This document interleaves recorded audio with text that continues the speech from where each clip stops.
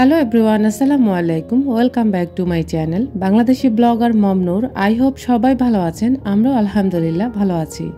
আজকে আপনাদের সাথে বলা যায় নাস্তার পর্ব থেকে ভিডিও শেয়ার করেছি।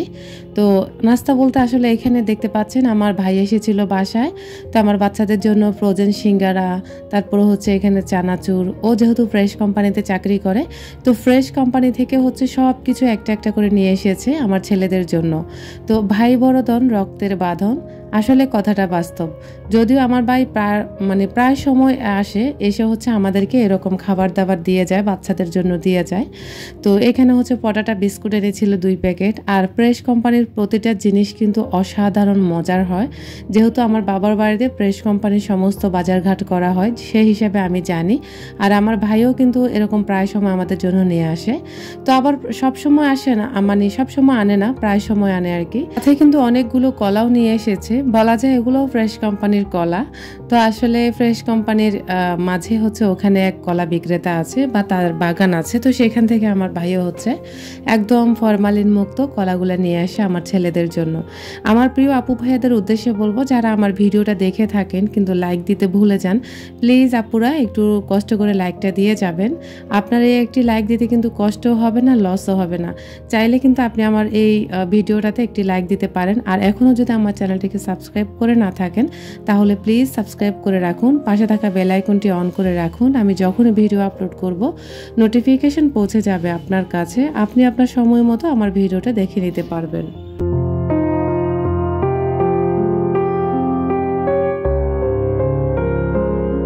এখন চলে এসেছি কিচেনে। একজন গৃহিণী কিন্তু তার প্রতিটা দিনের রান্না বান্না হতে সংসারের কাজকর্ম কিন্তু একা হাতে করতে পছন্দ করে। আমিও কিন্তু তার ব্যতিক্রম না। আমি আমার সংসারের প্রতিটা কাজ বলা যায় একা হাতেই করতে পছন্দ করি। আর স্টেপ বাই স্টেপ কিন্তু আমি আমার কাজগুলো গুছিয়ে করি। আর আমি অসুস্থ হলেও কিন্তু আমার কাজগুলো আমি নিজেই করতে পছন্দ করি। এতে করে আমার মানসিক একটা প্রশান্তি পাওয়া যায়। কারণ অসুস্থতার ভিতরে যদি আপনি ঘর এলোমেলো নোংরা দেখেন, সেক্ষেত্রে কিন্তু আপনার কাছে অনেক বেশি আরও অসুস্থতা মনে হবে। তো এটা পার্সোনালি আমার লাগে, আসলে কার কেমন লাগে সেটা আমি বলতে পারবো না। তো এদিক দিয়ে হচ্ছে আমার ডিম এনেছিল, ডিমগুলো হচ্ছে আমি ভালো করে ওয়াশ করে এখানে পানি ঝরতে দিয়েছি। আর অফ ক্যামেরায় কিছু ডিম আমি সিদ্ধ করে নিয়েছি।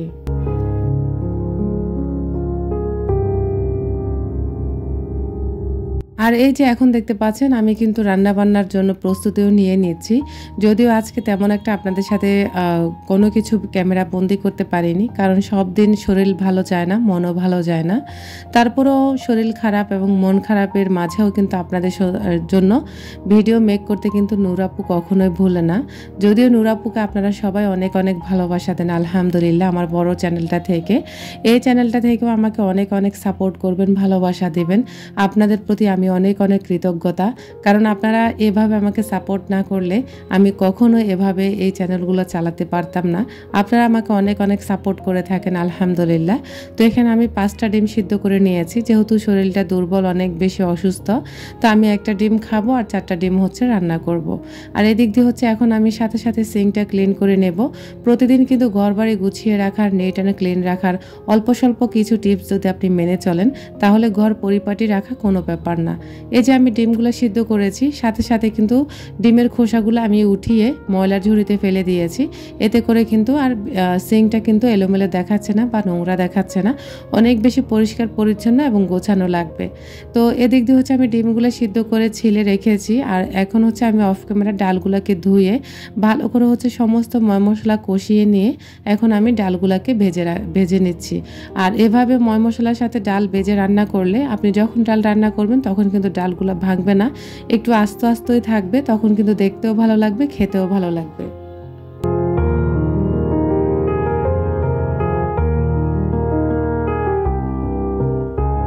সংসারের কাজগুলো আসলে খুব ভালোবেসে করি, যার কারণে স্টেপ বাই স্টেপ কাজগুলো করতে পছন্দ করি। অবশ্যই আপনাদেরও ভালো লাগবে, শুরু থেকে শেষ পর্যন্ত আমার সাথে থাকার অনুরোধ রইল। আর আমি কিন্তু অফ ক্যামেরা ডিমগুলোকে হালকা তেলের মধ্যে ফ্রাই করে নিয়েছি। আর আমি কিন্তু সবসময় এভাবে হচ্ছে ডিম আর ডাল দিয়ে রান্না করে খেতে পছন্দ করি। আমার মতো কে কে ডাল আর ডিম বেশি পছন্দ করেন অবশ্যই কমেন্ট করতে ভুলবেন না। তো ঘরে যখন কিছুই থাকে না তখন কিন্তু আমি এভাবে ঝটপট রান্না করে ফেলি। আর এই রান্নাটা ছেলেদের জন্য এত বেশি পারফেক্ট একটা রান্না। যারা স্টুডেন্ট আপু এবং ভাইয়ারা আছো তারা তোমরা চাইলে এভাবে রান্না করে খেতে পারো। একদিন রান্না করে তোমরা 2 দিন 3 দিন অনায়াসে রান্না করে খেতে পারো। এটা অনেক বেশি হেল্পফুল একটা তরকারি বলা যায়। খুব সিম্পল হলেও এটার ভিতরে কিন্তু অনেক অনেক বিশেষত্ব আছে। যেমন ডালেও অনেক বেশি প্রোটিন পাওয়া যায়, ডিমেও পাওয়া যায়। তো এগুলা চাইলে তোমরা 2 দিন 3 দিনের জন্য একসাথে রান্না করে নিতে পারো। বেশ ঝটপট তোমরা পড়া শেষ করে এই তরকারি দিয়ে ভাত খেয়ে উঠে যেতে পারবা। এটা পার্সোনালি একান্তই আমার মত, আসলে কার কেমন মত হবে আমি জানি না, তবে আমি এই রান্নাটা প্রায় সময় করে খেয়ে থাকি, যার কারণে আমিও আপনাদের সাথে শেয়ার করে থাকি।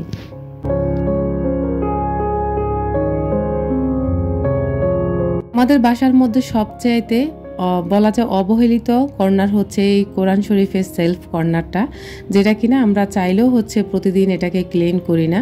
তো যেখানে আমাদের কোনো চর্চাই নেই সেখানে আমরা কিভাবে ক্লিন করব।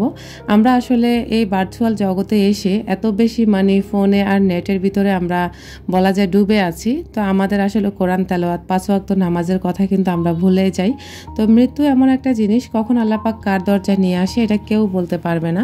তো আমরা আসলে সময় থাকতে চেষ্টা করব নামাজ আদায় করার, সেই সাথে কোরআন তেলাওয়াত করার। তো আল্লাহ পাক আসলে, আমি গুনাহগার বান্দা, আমি কতটুকু করতে পারি জানি না, তবে আলহামদুলিল্লাহ চেষ্টা করি। তো এদিক দিয়ে সেলফটাকে আমি ভালো করে টিস্যু দিয়ে একদম অনেকগুলো ঝুল জমে গেছে, ওই ঝুলগুলোকে পরিষ্কার করে নিচ্ছি। এখন দেখতে পাচ্ছেন আপনারা আমার ওজিফা আছে, তারপরে কিছু বই আছে, কায়দা আছে, আমপারা আছে, ওগুলো আরফান আরাফের। তো সবগুলোতে এত বেশি ঝুল জমে গেছে যেখানে আসলে আমার চোখে অনেক বেশি খারাপ লাগছিল। তো আসরের নামাজ আদায় করে আমি কিন্তু চেয়েছিলাম একটু কিছু একটা পড়তে, তখন আবার আসলে এত বেশি ময়লা দেখে ভাবলাম না, এটা পড়ার থেকে এখন আমার কাছে পরিষ্কার করাটা মনে হয়েছে জরুরি, যার কারণে আমি পড়া বাদ দিয়ে এখন আমি এটাকে ভালো করে একদম বলা যায় পরিষ্কার করে নিয়েছি। আর এখন আমি আগে থেকে যে জায়নামাজটা আমি রেখে দিয়েছিলাম, ওই জায়নামাজটা আমি এখন এখানে সুন্দর করে ভাঁজ করে রেখে দিয়েছি। আর এটা কিন্তু আমি দারাজ থেকে নিয়েছি, তবে তেমন একটা সুবিধার হয়নি, এটা এক সাইড একদমই ভাঙ্গা। দারাজ থেকে আমি 2-3 বার অর্ডার করেছি, কোনো কিছুই আমার ভালো পড়েনি, যার কারণে আমি দারাজকে একদমই বিশ্বাস করতে পারি না। তো এদিক দিয়ে এখন আমি সেলফটাকে ভালো করে পরিষ্কার করে নিয়ে জায়নামাজটা টানিয়ে নিয়েছি। এখন একে একে আমি সম্পূর্ণ সব কিছু গুছিয়ে নেব।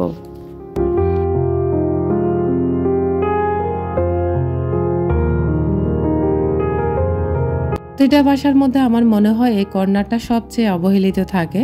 তো যারা এভাবে ফেলে রাখছেন তাদের কাছে অনুরোধ রইল প্লিজ আপনারা সপ্তাহে অন্তত, যদি নাও পারেন 15 দিনে একবার অন্তত কোরআন শরীফ এবং কি সেলফটাকে পরিষ্কার রাখার চেষ্টা করবেন। অবশ্য আপনারা কোরআন শরীফ যখন পরিষ্কার করতে যাবেন তখন অজু করে নেবেন।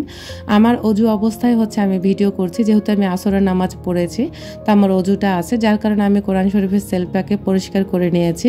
বিশ্বাস করবেন না, আমার মনের ভিতরে আলাদা একটা শান্তি লাগতেছে। অনেক দিন পর আমি আমার এই সেলফটাকে পরিষ্কার করে গুছিয়ে নিয়েছি, মাশাআল্লাহ আমার কাছে ভীষণ ভালো লাগতেছে। আর যে বাসাতে আমি মনে করব কোরআন তেলাওয়াত হয় না, নামাজ হয় না, সেই বাসাতে কিন্তু বলা যায় যে অদৃশ্য জাতি আছে, সেগুলোর কিন্তু অনেক বেশি চলাফেরা থাকে। তো আপনারা চেষ্টা করবেন অন্তত সকালে, যদি নাও পারেন, যদিও সকালের কোরআন শরীফ পড়াটা উত্তম সময়, তারপরে আপনারা চাইলে সন্ধ্যা কিংবা বিকেলে যখন আপনারা হাতে টাইম পান তখন অন্তত এক পৃষ্ঠা হলেও আপনারা পড়ার চেষ্টা করবেন। তো এদিক দিয়ে আপনাদের সাথে গল্প করতে করতে আমি পুরো টেবিলটাকেও গুছিয়ে নিয়েছি, আর সাথে কিন্তু আমার পর্দাগুলো দিয়ে দিয়েছি, যেহেতু এখন সন্ধ্যা হয়ে গেছে। আর সন্ধ্যার আগে আগে কিন্তু ঘরের ভিতরে পর্দা জানালা দিয়ে দেওয়াটাই উত্তম। আর আজানের পরবর্তী সময় আবার আপনারা চাইলে সবকিছু খুলে দিতে পারেন।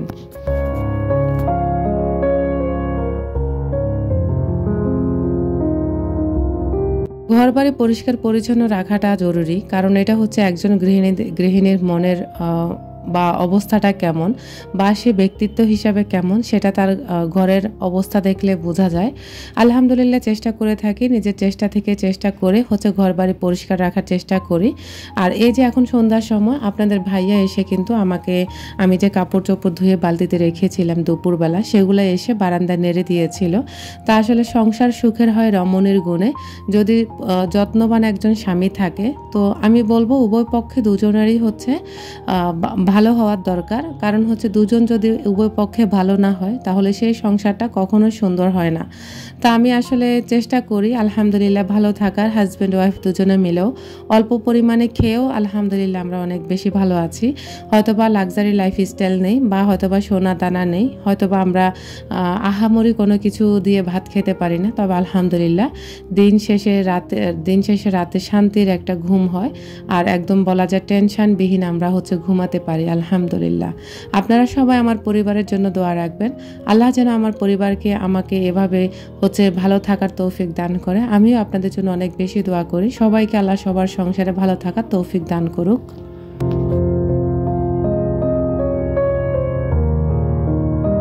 ছোটবেলা থেকে কিন্তু এলোমেলো থাকাটা পছন্দ করতাম না, আর ছোট থেকে এ পর্যন্ত এখনও কিন্তু গুছিয়ে পরিপাটি করার চেষ্টা করে থাকি। তো প্রতিদিন কিন্তু আপনি ছোট ছোট অভ্যাসগুলো চাইলে কিন্তু চেঞ্জ করতে পারেন, আর এই অভ্যাসগুলোর কারণে কিন্তু আপনার ঘর অনেক বেশি স্নিগ্ধ দেখাবে, যেটা আমি আলহামদুলিল্লাহ অনেক বেশি করে থাকি। আপনারা চাইলে ঘর গোছানোর ক্ষেত্রে এরকম ছোটোখাটো কিছু বাস্কেট রাখতে পারেন, যেগুলো রাখা যায়, বা যা বড়গুলাতে যে বড় জিনিস রাখতে পারবেন বা ছোটোগুলাতে ছোট ছোট জিনিসগুলো রাখতে পারবেন। আর ছোট ছোট জিনিসগুলো বা বড় বড় জিনিসগুলো আপনারা চাইলে এরকম ছোট বড় বক্সের ভরে আপনারা নির্দিষ্ট একটা জায়গা রেখে দিতে পারেন। যেগুলো আপনাদের প্রতিদিন প্রয়োজন হয় না সেগুলো এরকম একদম ভিতরে রেখে দেবেন, আর যেগুলো প্রতিদিন আপনার প্রয়োজন হবে সেগুলো এরকম ড্রয়ারের উপরে আপনারা রেখে দিতে পারেন বা ড্রেসিং টেবিলের উপরে রেখে দিতে পারেন। তা আমার যেগুলো প্রতিদিন লাগে না সেগুলো হচ্ছে আমি বড় একটা বাস্কেটে ভরে এভাবে ড্রয়ারে রেখে দিয়েছি। আর এখন হচ্ছে আমি এই বাস্কেটটা গুছিয়ে নেব। আর এই বাস্কেটের মধ্যে হচ্ছে আমার তেল হাবিজাবি যা আছে সব কিছু আমি এভাবে গুছিয়ে রাখতে পছন্দ করি। এতে করে কিন্তু ঘর অনেক বেশি একদম বলা যায় স্নিগ্ধ দেখায়, একদম পরিপাটি শান্তশিষ্ট দেখা যায় আমার কাছে। আর ঘর ওই যে প্রথমে বললাম, ঘর গোছানো দেখলে কিন্তু একজন নারীর ব্যক্তিত্বর পরিচয় পাওয়া যায়। আলহামদুলিল্লাহ চেষ্টা করি ঘরকে পরিপাটি রাখার জন্য। তা আমার আজকের ভিডিওটি আপনাদের কাছে কেমন লেগেছে জানি না, ভালো লেগে থাকলে অবশ্যই লাইক কমেন্ট শেয়ার করতে ভুলবেন না। আর এভাবে হচ্ছে আমি আমার ঘর বাড়ি প্রতিদিন পরিষ্কার করে থাকি। ঘর বাড়ি সম্পর্কে কিন্তু পরিষ্কার পরিচ্ছন্ন সম্পর্কে কিন্তু আমার চ্যানেলে অনেক ভিডিও আছে, চাইলে আপনারা সেগুলো হচ্ছে ভিজিট করতে পারেন। অবশ্যই আপনাদের একটু হলেও ভালো লাগবে। তো আমি হচ্ছে ফাইনালি আপনাদের সাথে গল্প করতে করতে কিন্তু আমি ওয়ার্ড্রোবের উপরটা সুন্দর করে গুছিয়ে নিয়েছি। আর এই জায়গাটা সিম্পল হলো দেখতে কিন্তু বেশ ভালো লাগছে আমার কাছে। পার্সোনালি আমার কাছে বেশি ভালো লাগতেছে, আপনাদের কাছে কেমন লাগবে জানি না। এই ছোট ছোট জিনিসগুলো নিয়ে অনেক বেশি আলহামদুলিল্লাহ ভালো আছি। আজকের মতো এখানেই বিদায় নিচ্ছি, দেখা হবে নতুন কোনো ভিডিওতে। আল্লাহ হাফেজ।